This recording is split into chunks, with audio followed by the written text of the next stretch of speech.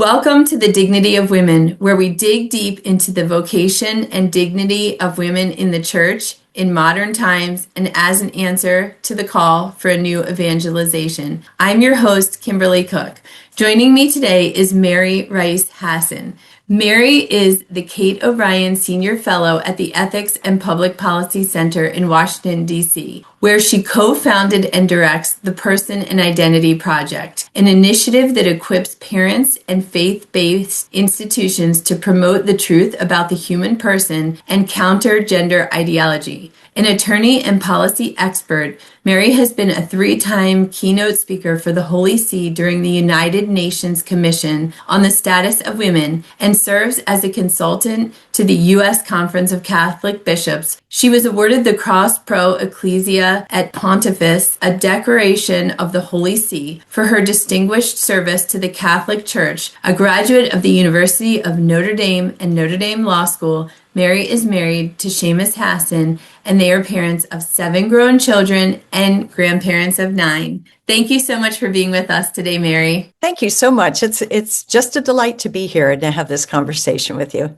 So, Mary, you recently gave a commencement speech at Franciscan University, which is my alma mater. So I was excited to see that they invited you, and I was excited to read your words to the new outgoing students at Franciscan University. And you cited the 3 agonizing crises to the church, which the world has faced over time. The first was the Arian crisis over who is God, the post-Reformation crisis over what the church is, and today's crisis over who we are and what it means to be human. Explain this crisis and if faith is necessary as an element to defining what it means to be human. Yeah, I think, and I'm not the first to say that. I mean, there are philosophers who have made this point before, but I think because of my work addressing gender ideology, I have really become convinced of that point, because gender ideology is really a dispute over what it means to be a human being. And it didn't start with what we call the transgender movement right now. I mean, the roots of this go 100 years back. And it really began with the rejection of the truth about the person first as being a created being. In other words, there's a God who created us and he designed us. We have a human nature. In other words, there are givens in our lives. And so even people who perhaps don't adhere to a faith or don't know Christianity can, just through the natural law, can come to the conclusion that we don't get to create ourselves. We are bound by laws of nature. And in fact, that's something that I've found just in working on the transgender issue for over a decade now, is that we have a lot of allies, people who are not people of faith, but people who are in science, and we might disagree on a whole lot of things, but what has drawn them to the right side of the transgender issue, in other words, upholding the truth that we're created male or female, is they can look empirically at the created world and they say, this is true. There are only 2 sexes. Human beings only come as male or female, and you can't change sex.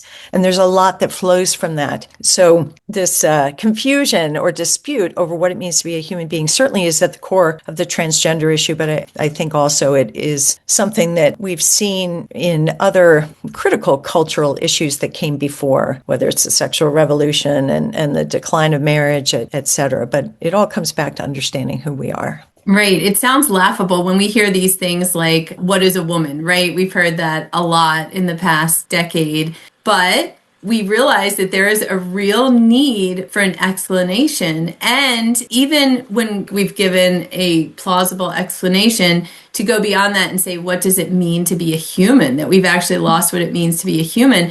Again, it sounds so bizarre that we're living in a world that can't define these things that seemingly could be defined by a kindergartner, right? On some level, some basic level. It's almost like you go too far on either side and it becomes unclear again. It's almost these people that are too educated. And like you said, it's not that they don't know what it is. This has been planned and orchestrated. This isn't accidental. This hasn't kind of grown organically into the culture.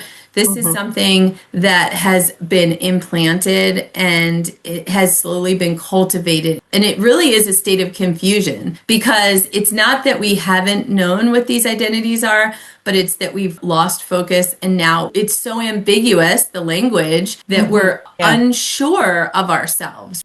Yeah. And, I did a fair amount of research looking back at the origins of the sexual revolution, because sometimes in conversations, people will say, oh, this all started in the crazy 60s and 70s.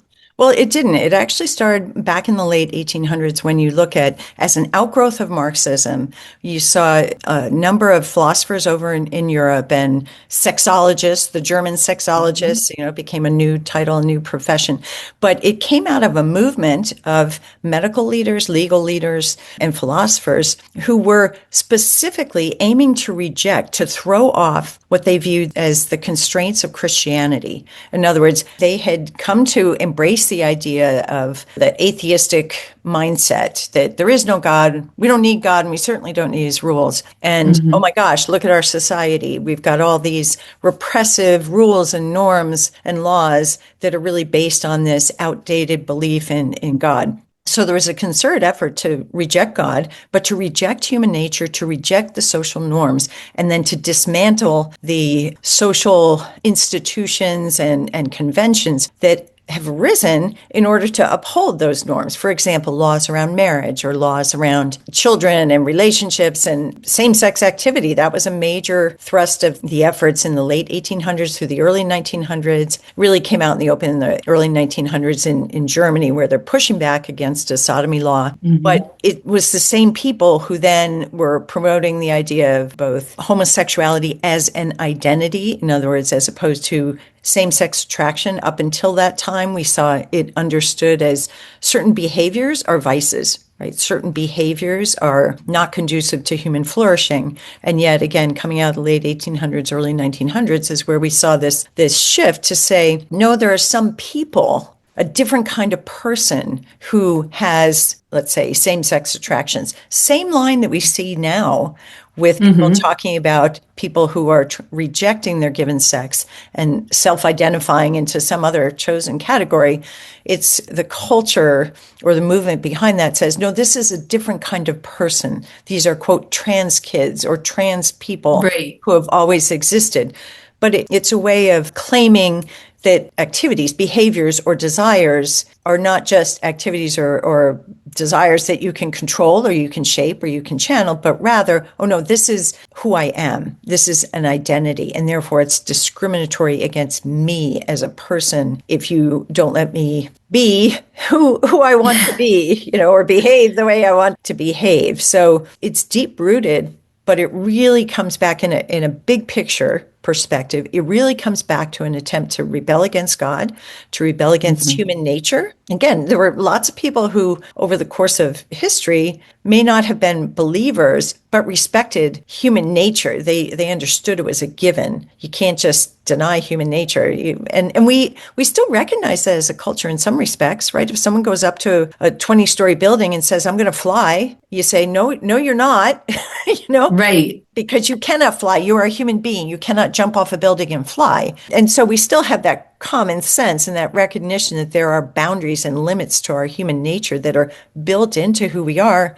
But yet, when it comes to areas regarding sexuality and reproduction, we want to throw all of that off and say, no. We get to decide what it really means to be human in terms of using our sexual faculty or how the next generation is made, right? All these experimental efforts that we see today. So that's what's at the heart of it. It's a rejection of God, of creation, of human nature, and in a personal way of our given sexual identity as male or female, the design of our bodies. And it's interesting because if someone did jump off a building, we know how that would end. And because there is this desire to not be hurt, somebody wouldn't do that. Yet, in the same regard with the sexual realm, they just can't see the hurt. It's the same kind of thing of jumping off a 20-story building. It's just not going to have the immediate impact, yet through generations of this, like you said, experimentation and it will eventually have the same effect. It's just not the instant effect of, say, jumping off a 20-story building. And maybe it'll have a worse effect because it's affecting more people than just the one, right? So in a sense, because we can't see the pain that it's causing to us or others or to society, there's not the same regard for our limitations there. And we can't see that there are limitations there in the same way. Yeah, I would agree with that, but I would say it's also compounded by something you mentioned earlier, and that's sort of the misinformation, the distortion of language. In other words, there are a lot of people out there who have never been exposed to the truth. And so, a concurrent philosophical movement has been to reject the idea of absolute truth and to say all truth is relative. It's your truth, my truth. It's my view, your view. Everything's sort of opinion or not rooted in objective reality. So we see this in our schools today, despite the efforts of the current administration through executive orders and working through the regulatory process to say, let's get gender ideology out of schools. We have still many states, and even within states that have supposedly accepted that down to the school district or school level, people rejecting that and saying, no, no, no, we are going to continue to promote gender ideology, where they're teaching kids as young as kindergarten that you are who you feel you are. Your body doesn't tell you anything true about who you are. There aren't just two sexes. There is instead this construct called gender, this feeling of who you are, and nobody knows except you. So you decide. Your parents could be wrong. When you're born, the doctor made a guess as to who you are. All of those narratives that are built on a lie and that foster the lie, and then the adoption of language to sort of complicate things or obscure the truth. So in many respects, it's no wonder that people have a hard time finding their way. Well, there's so much doubt. In that sense, God no longer gives us our dignity, but the state gives us our dignity, right? Exactly. Because if it's not God who's giving us that dignity, then where does it come from? And in the case that you're talking of, it's basically the state that's giving us that. Yeah. It's the school system. It's the people in charge of dictating the language that we will use in the school systems or in our government and in our politics. And I like how you said that there's this implantation of saying that these people have always existed, right? Like trans people have always existed. We just haven't had the titles to give them. They just haven't been recognized, but they've always been there. When people say, well, how come when I went to school or when my grandparents went to school or, this wasn't really an issue. There wasn't really the confusion. Not to say that there was nobody who was ever confused, but it wasn't what it was today. The response from society is just, well, we just didn't have the terms and Right. those people just didn't feel like they could step forward. So it gives us this false narrative that, wow, there were actually just as many people when I was going to school or my parents or my grandparents were going to school who were trans or were struggling with some kind of gender ideology, but they just didn't have the freedom of language that we have today to express it. They didn't have people explaining to them that these feelings were normal, but they existed all the time. And I think that that's a false narrative that just sets us up to be more accepting of this lie. Yeah, yeah, and some of this comes back to the manipulation of language. We saw that in the campaigns to legalize same-sex marriage before the Supreme Court ruled on that. They had the so-called gay rights movement or marriage equality movement had done some specific survey work because they were not getting traction. They were actually losing in the states that were examining this issue. And one of the things they found was that when they were framing the issue as a matter of rights, like we deserve the right, for example, when we have a same-sex partner who is in the hospital to be able to go in and be recognized as family. And actually, that was a red herring because you can provide for that simply by contract and you can provide for that in other ways. But they were not getting traction by making this a rights-based argument. What shifted things was when they switched and they found out after doing survey work that people were very sympathetic. And most people are sort of kind in their orientation. And when you frame this as something people are born with, they're born that way, then people's views shifted. It's like, oh, okay, they can't help it, they can't change, and therefore whatever makes them happy. That's what we should be in favor of, because otherwise we're oppressing people who can't help it. they're born that way. And the movement at the time, the gay rights movement, there were people inside that movement at the time who were saying, whoa, yeah, that can be successful, but maybe that's not such a good idea because science doesn't support that. And yet they went full steam ahead. For example, 2019, there was a huge study of DNA done, hundreds of thousands of samples, trying to find that elusive gay gene. And two of the researchers were people who themselves were same-sex attracted and were very much on board with the political agenda. But they came out of that study saying, there's no gay gene. And in fact, what we see is you can have temperamental inclinations, but nothing predictive. But what seems to matter is environment and experience. And kids don't choose their environment or experience generally. So I think that's an important thing. It's false to say, well, it's either born that way or it's a choice, because someone can arrive at a place in adulthood where they've been shaped by things they didn't choose.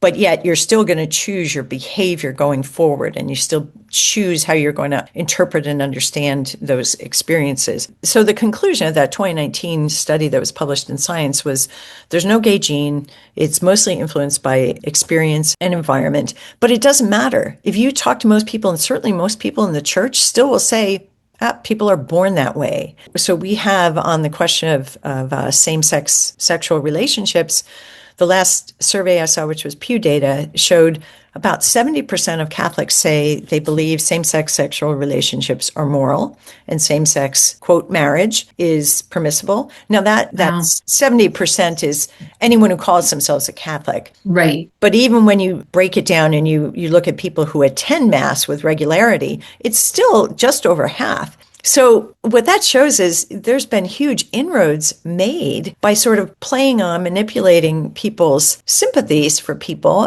sort of a misguided compassion saying, oh, they must be born this way, they can't change, therefore we should go along with whatever they're asking for, instead of stepping back and saying, what is God's design for the human person? Right. What's the truth here? And the truth is we're made, male and female, one for another. And so if someone's feelings are predominantly in a same-sex direction, that's something you have to understand is, okay, that's not the way God designed it. So how do I live with this cross? How do I be a virtuous person? And I know many people who, through the Courage Apostolate, live that with, virtue and complete faith. They're not pursuing that, and they don't look at their primary identity as someone defined by their sexual desires or those inner feelings. Yes, I think, like you just said, the primary identity is really the key there. John Paul II said in Evangelium Vitae, by living as if God did not exist, man not only loses sight of the mystery of God, but also of the mystery of the world and the mystery of his own being.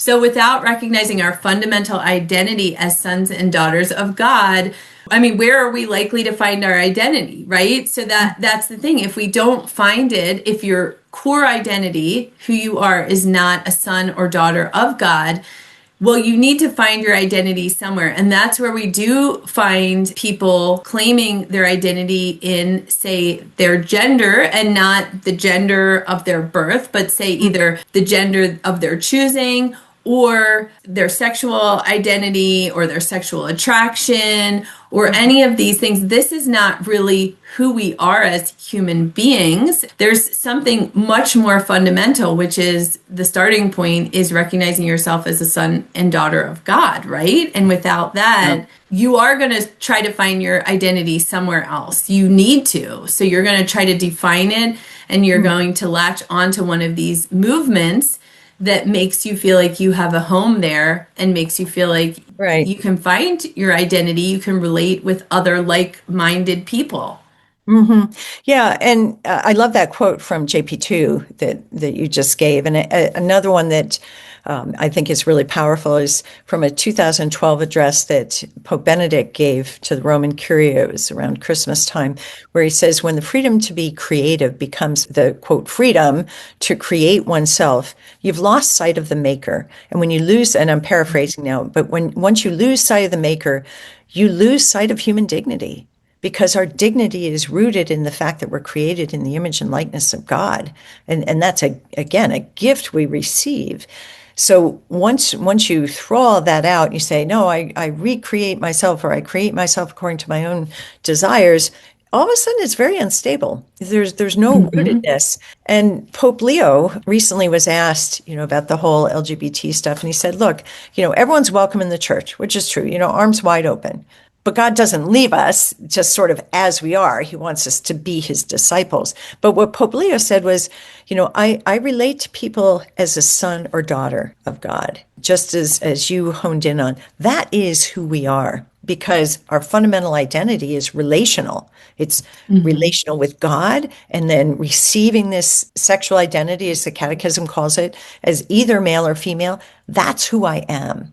And that's a given. And so we unpack that and we discover all the other wonderful things about ourselves, our talents, our inclinations, et cetera, because every person's going to be unique. But that's a given. And so where the world, I think, leads young people astray is when it suggests to them that something that's given, something that is rooted and you cannot change, is somehow up for grabs. And you can change what really can't be changed because it just leads to chaos and confusion because you're at war with yourself and with nature and with reality and ultimately with God. Even if that's not someone's initial intent, it's just a huge divergence from God's plan for us.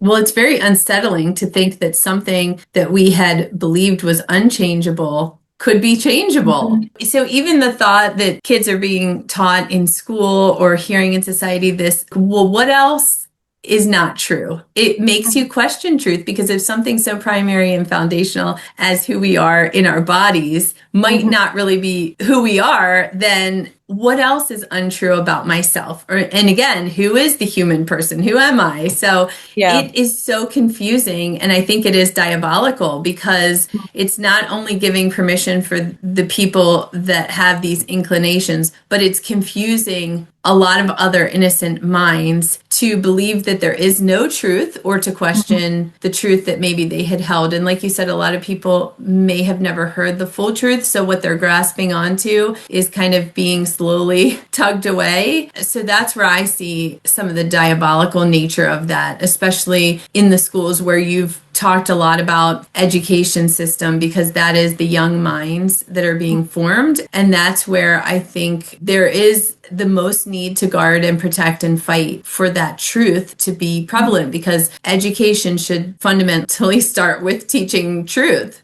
Right.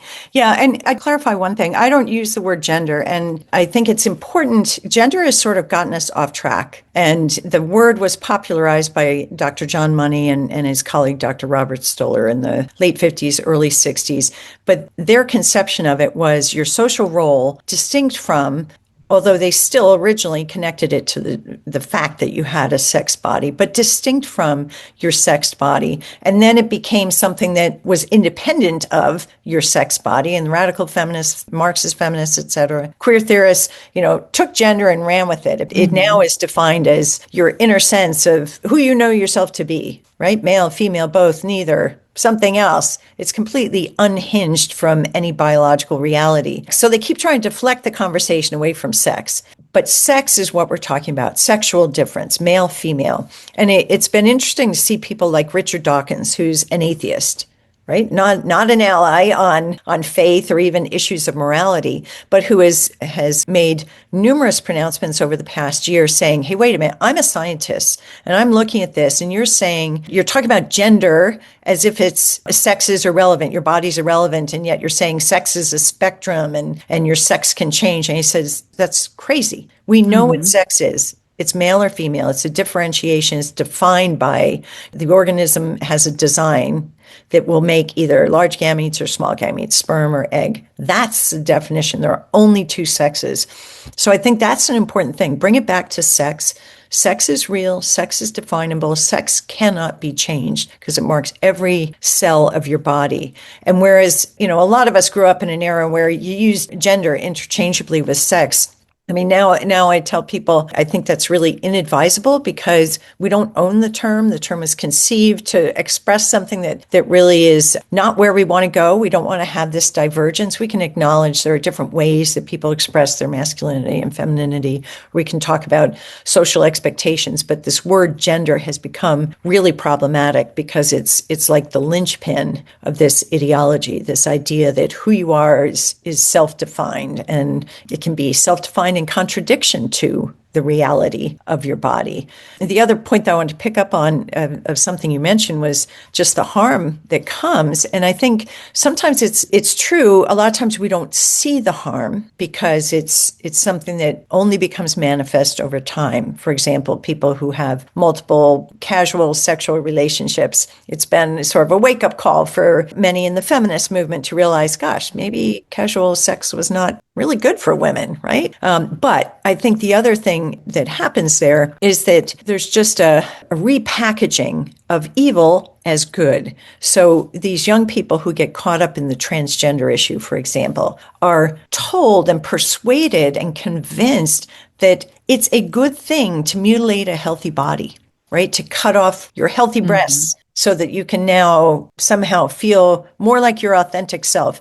And yet it's a rejection, a disfigurement, a disabling intervention. In other words, what is truly destructive gets repackaged as something that's supposed to be authentic and life-affirming and good. And that's, I think, the diabolical part, right? When you call evil good, evil always masquerades as good. But this is something that specifically any civilization, ought to be able to look at children who have healthy bodies and say, don't mess with that. Why? Yes. How can this be good to stop someone's normal growth with puberty blockers just because they're uncomfortable with the idea of puberty or they're distressed over their developing body? Those are normal kind of distresses.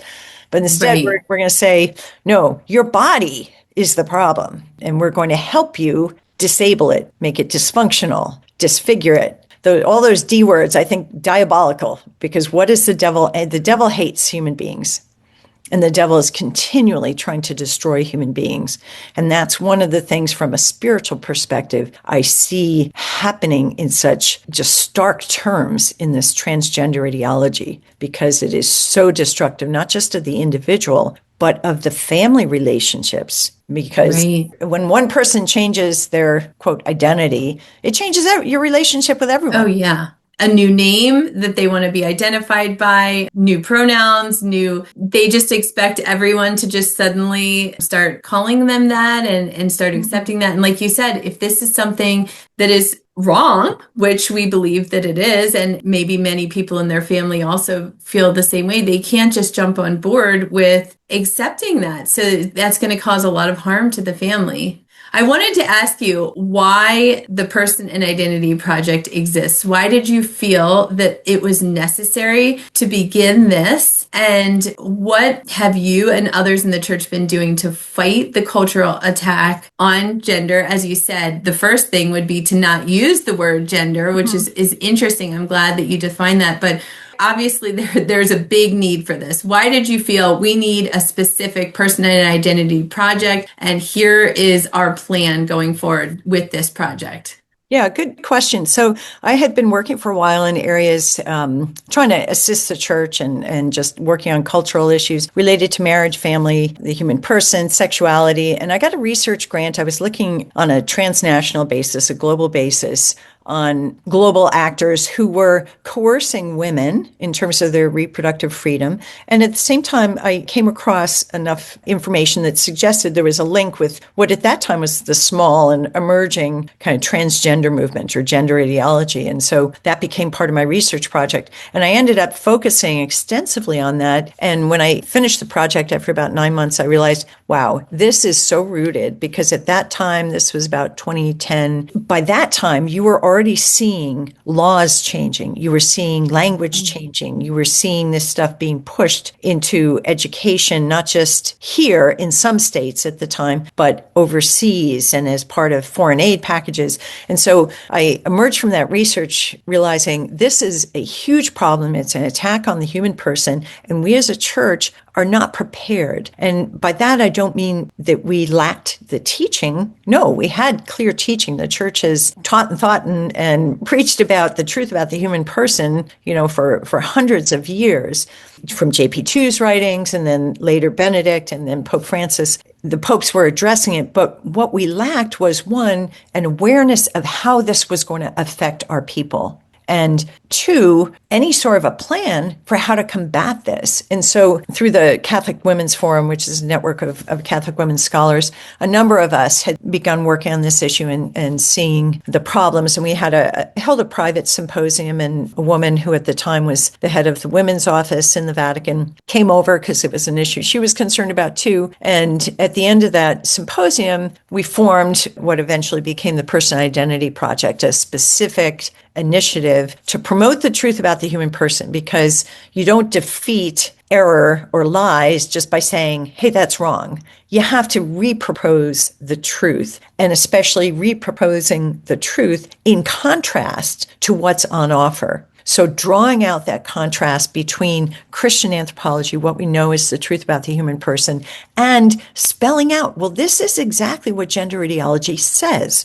This is what it asserts as true, and yet it's false. And not only is it false, these two belief systems, Christian anthropology and gender ideology, are fundamentally incompatible. You can't hold onto both beliefs at one time. And sometimes people who are confused, let's say the teenager who, for a variety of reasons, hates her body, can't imagine herself growing up as a woman, she wants to be a man, thinks she's a man. That individual, it could be a Christian and going through this turmoil and in good faith be trying to figure out, well, how do I reject my womanhood and assert my belief that I'm something else and yet still be a Christian? In my view, because these two belief systems are fundamentally incompatible, that only works for so long. Because sooner, it's like trying to ride two horses at once, that as long as they're going on the same track, you can keep a foot on each horse. But at some point, those two horses diverge.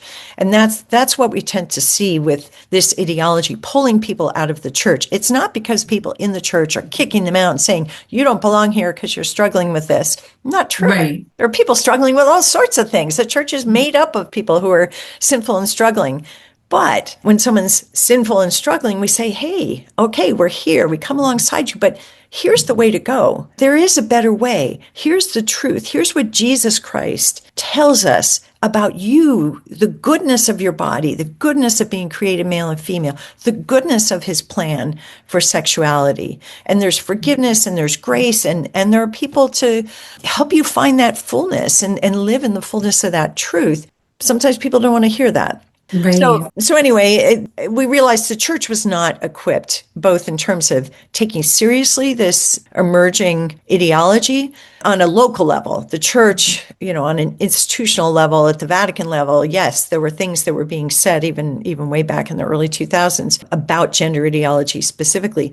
But over here, there were very few people aware of it, or people who were aware of it who thought, this is so crazy, it's going to blow over. And without realizing how much it had already become not just part of the popular culture, but was being pushed through the institutions, through the corporations, through lobbying, into laws, and most importantly, through education and medicine. And that is the real stumbling block now, because, in spite of a good executive order and some good initiatives in various states and on the part of the current administration in terms of regulation and some good court rulings, there is still an entrenched commitment in certainly the government schools and the level of academia and universities, an entrenched commitment to this other vision of the human person, this false vision that we are whoever we say ourselves to be, and that freedom lies in being able to pursue that. So it's going to be a long haul effort, I think, to recatechize people in light of the truth in a culture that has largely abandoned the idea of objective truth, but also has allowed so many erroneous ideas to seep in and become embedded just in our language and our laws and how we relate. So what our project has done over the years has, one, because we have expertise in this, and now there's several other scholars who work with me, and we have a lot of collaborators. So we've worked to help train or equip church leaders, presentations to clergy, bishops, to diocesan personnel, etc., to help them understand the problem. Here's what's true, and not just on a theological and philosophical level, but to understand what's happening in the culture and how that's affecting your families. And then the medical piece is an additional thing that we tackle because there's been a lot of confusion, and it's helpful that bishops recently voted and approved a revised version of its ethical and religious directives, which are kind of the moral guidance governing Catholic healthcare, because the previous version it was outdated, so it didn't address the issue of these hormonal and surgical interventions. And so you had some Catholic healthcare institutions, quite a few, actually 150, that had allowed these sorts of things to happen on their watch. So that's been a helpful thing. There's been a strong pushback. But anyway, trying to equip institutions, but also parents, and to understand the truth, to understand how it comes at your kids or your families, and then how to push back, how to present the truth, how to deal pastorally with someone who's struggling with these issues. And then we also do some work working with legislators or filing briefs in courts and things like that to push back on a public policy level as well. Yeah, that is so necessary right now. And I'm glad the bishops did take that stand, because that is something that was very much needed. And now it will be a decision up to those Catholic healthcare institutions. Now they know, and it's in writing, so they can make that decision, but there's no question on where the church stands with these new modern practices and procedures that are being asked of them. And so it will either be, like you said, to follow the church or to deny the church. There's a choice. And like you were saying, for the example with a young woman who might be struggling with her body and wanting to reject being a woman, but yet wanting to stay strongly united to Christ, there is going to come a point in time where there's a choice, right? Either you choose Christ, and that doesn't mean that everything else goes away as far as maybe the struggles that you're facing or the cross that you have to carry.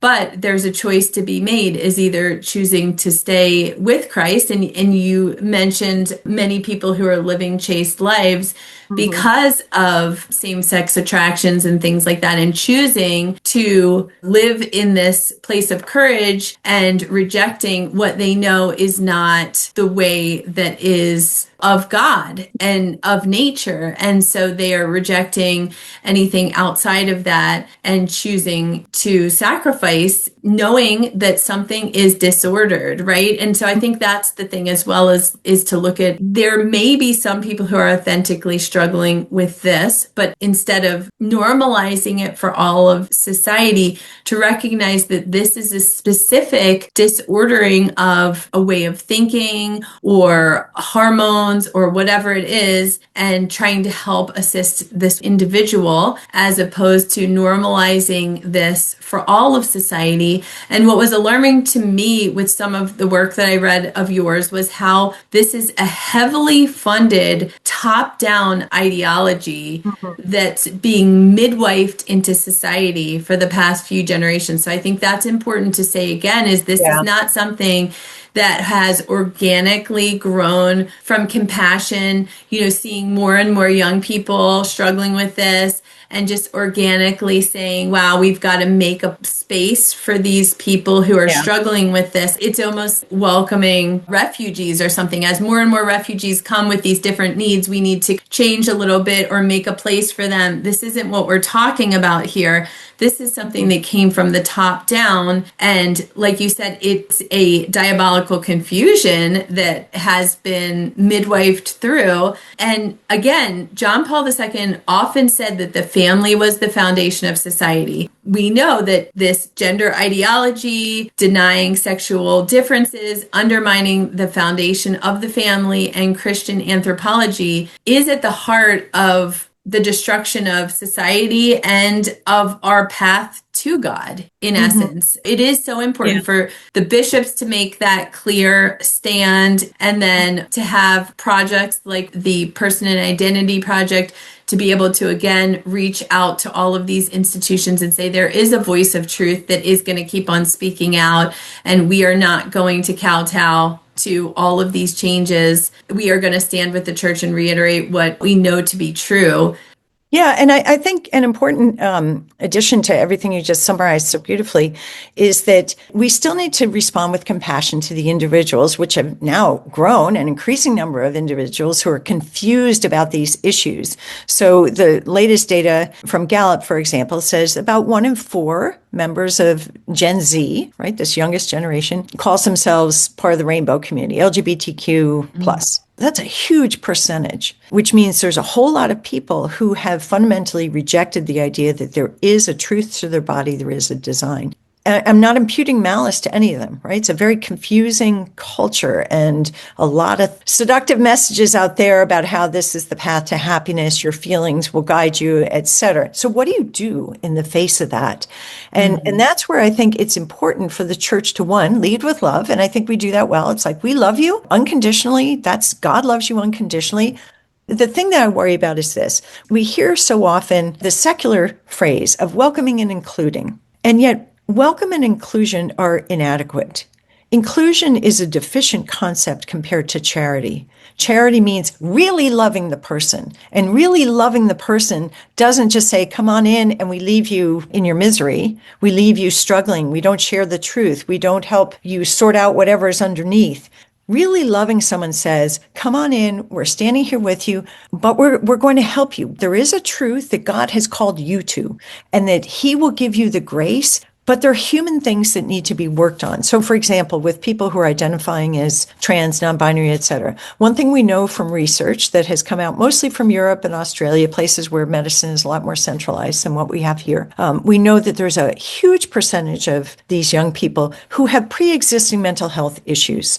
A high percentage of them who have multiple adverse childhood events, things going wrong when they're growing up. Sometimes it's someone's fault, sometimes it's not. A parent dies young.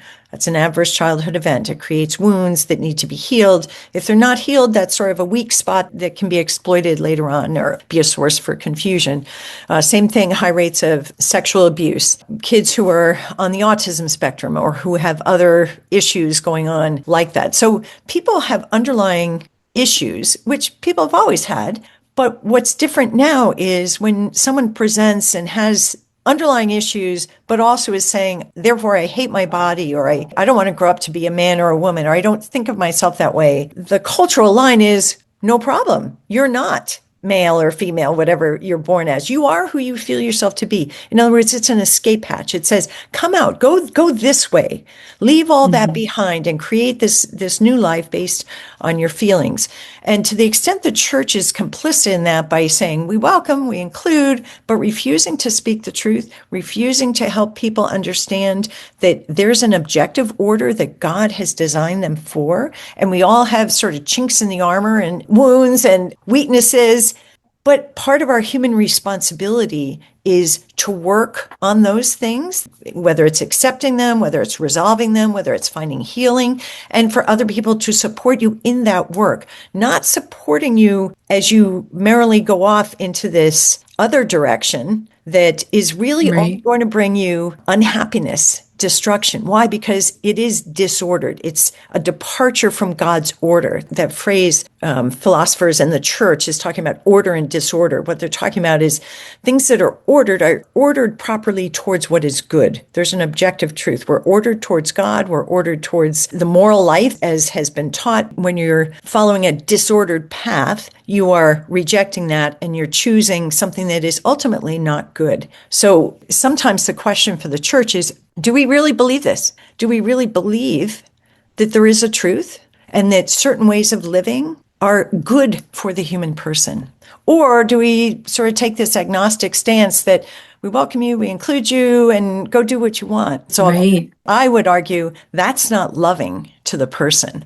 Real accompaniment is coming alongside and saying, look, I love you. I know this is hard. I'm with you, but there is a better way. And let's find the healing you need. Let's help know what you're aiming for. And then helping them even in their struggle. Some people are never going to overcome particular weaknesses. That's the human condition. right? But Hmm. it's the continually putting it before God and trying to order our lives in the way that God has called us to be. And a lot of that is known just through human nature, through our bodies, through his design. So I think that's where I worry about misguided or mistaken compassion, thinking just like when people are young parents and they haven't had a lot of kids and maybe it's their first and kids crying terribly about something, oh, that must be bad for them. Well, a kid cries when they get a shot that they need, right? Well, Hmm. no, as a parent, you comfort them, but if this is something medically they need, that's what they need. And so we can't be afraid to walk with people through their pain, but help Yes. them see the good that's on the other side, not get deflected and say, let's choose the path of least resistance, go with your feelings, even though we know that ultimately that's a destructive path. Spiritually, physically, relationally, it's destructive. And true love doesn't want destruction for the other. Right? That's the opposite of compassion. We think that we're doing this good by saying, let them be happy. But in a sense, it's almost like, I don't want to walk with them, right? I don't Yeah. want their drama. And like you said, I mean, that's really alarming to think 1 in 4 children are questioning their gender, questioning the body that they're in. And Mm-hmm. again, you cited all of these other possible factors in that, whether there's certain spectrum issues or whether there were certain childhood wounds that had contributed to this. And so again, I just see that as putting another huge and irreversible wound on top of all that is there, rather than realizing that we have a generation that needs so much healing. I mean, it's alarming how much sexual abuse, for instance, even just looking at that, these are all things that need healing. And it would make sense that if there was a sexual abuse, that of course would manifest it in a potential rejection of your body, right? A rejection of who you are. For so many reasons, that would make sense. So Mm-hmm. instead of allowing that person to walk in that pain and to go further to do destruction to their own body, which is irreversible, to actually help heal the Mm-hmm. sexual wound that is there. So everything that you said was such good advice about how we as a church can go forward in love, discipleship of walking with other people to get the help that they need and in the direction, the path that they need, so that it is an ordered path towards God. That is the right way towards love. And it's a lot harder with family members. I know many people who struggle with this in their own family, it's so much harder, but there is no escape from, as you said, this is the human condition, and there's things that all of us will work out through our lives. And all we can do is approach that in love and with true compassion, which is not rejecting the truth. In the end, we will all appear before God and have to answer for the choices that we made and those that we presented to others as well. Mm-hmm. So again, you keep on returning so beautifully, and you did this in your commencement speech at Steubenville again, which I opened with, about the importance of the relationship with our creator, with God, Mm-hmm. right? God is the one who gives us our dignity, not the state. God is the one who defines us as sons and daughters and gives us our identity in him and our plan for masculinity and femininity in an image of God. So you, at the end of your commencement speech, told this beautiful and touching story about your husband, Seamus, who spent his life fighting also for religious liberty through litigation, founding the Becket Fund. And you correctly identified the way in which the world measures us by who we know.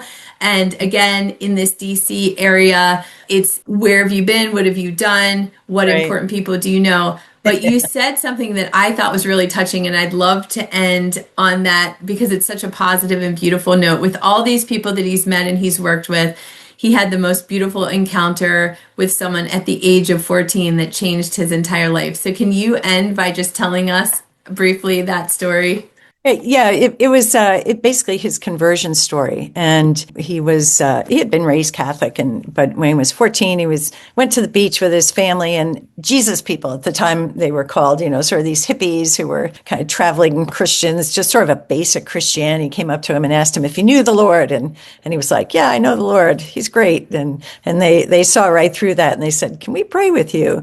And they prayed with him, and he experienced in a real way just the touch of God in a way that changed his heart and just oriented him towards that relationship. just that love for God and the desire to serve him. And I think for all of us, that's kind of the fundamental question. It's, who do we know? Do we know God? Do we believe God loves us in spite of everything? And this isn't part of my husband's story, but I'll just add this on because especially in speaking to women, sometimes people carry guilt or they carry their past sins and they can't let go of them. And they don't quite believe God loves them. And I happened to click on EWTN the other day, and Chris Stefanik was giving a talk, and he was talking about God's mercy. He was holding this rock. And he was standing in front of an ocean and just talking about how great God's mercy was and how you repent of your sins. But then he made the point that you got to let go of them. And he turned around, he threw the rock into the ocean. You see this rock swallowed up by the ocean. And his point was, that's how great God's mercy is. That's how great his love is. Are we willing to just abandon everything to him and just lean into that and know his love? I think that's the struggle for many of us. And for my husband, just to kind of bring it full circle, as you know, he is fully disabled with Parkinson's. And yet I see him loving so beautifully because he's not doing all the impressive things now. But what he's doing is he's offering his love and his sufferings to God. That's the gift that he's making to God of himself.